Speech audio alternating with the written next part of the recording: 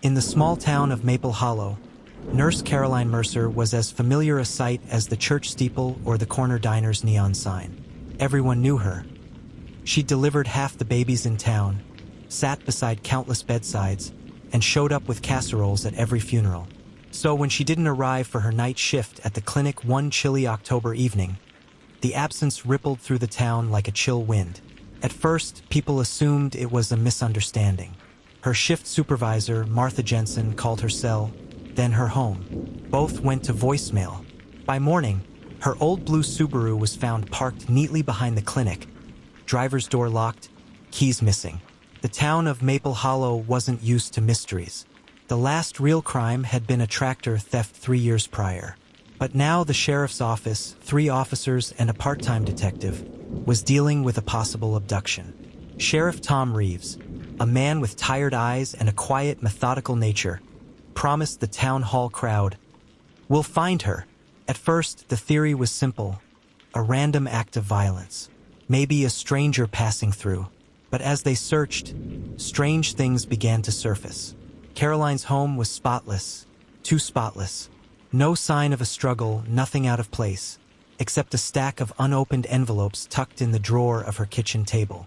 They were letters from Ethan Cole, a former patient of hers who'd been treated after a car accident 6 months earlier.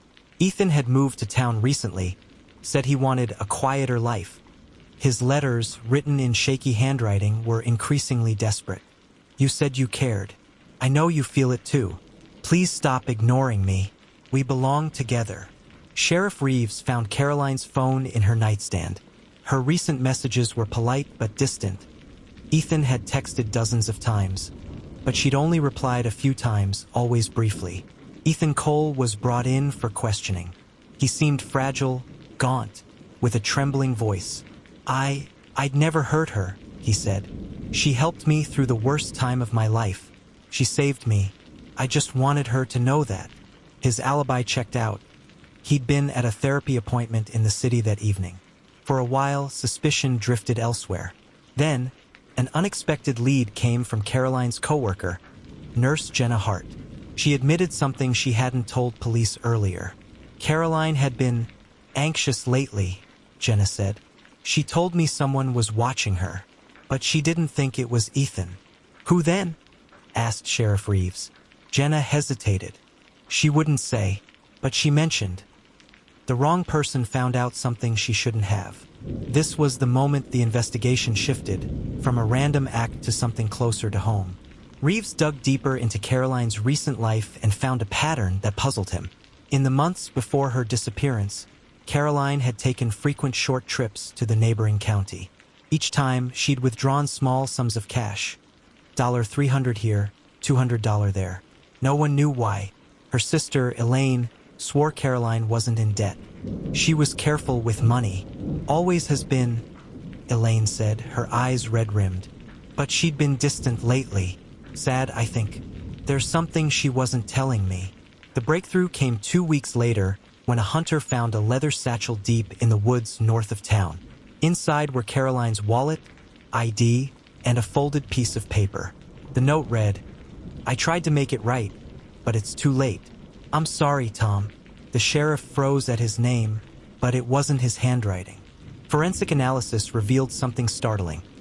The note's ink matched a pen used at the Maple Hollow Clinic, and the fingerprints on the satchel. Sheriff Reeves's deputy, Liam Porter. Porter was young, local-born, and the town's golden boy. He'd been engaged to Caroline once, nearly a decade ago.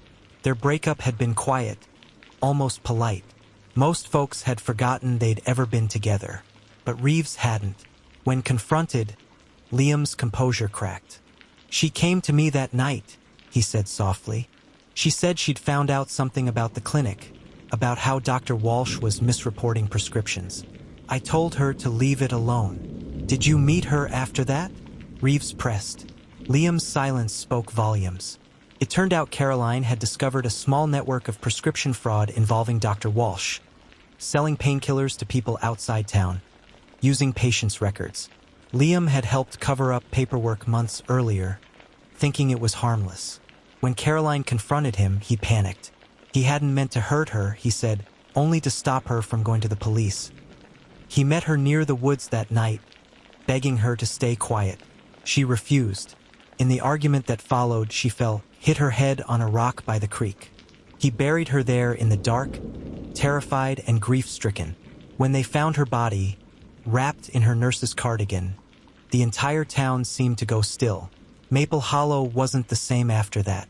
The clinic shut down, and Liam Porter was led away in handcuffs, tears streaking his face. Sheriff Reeves attended the funeral quietly at the back. The pastor spoke of mercy, forgiveness, and truth. But Reeves couldn't shake the feeling that Maple Hollow had lost something that night. Its innocence, its faith in its own goodness. Every October, the clinic's old porch light still flickers on by itself. Some say it's faulty wiring. Others say it's Caroline, reminding the town she once lit up every dark corner it tried to ignore. And in Maple Hollow, secrets are no longer whispered. They're buried deep, in the same cold earth that holds its kindest soul.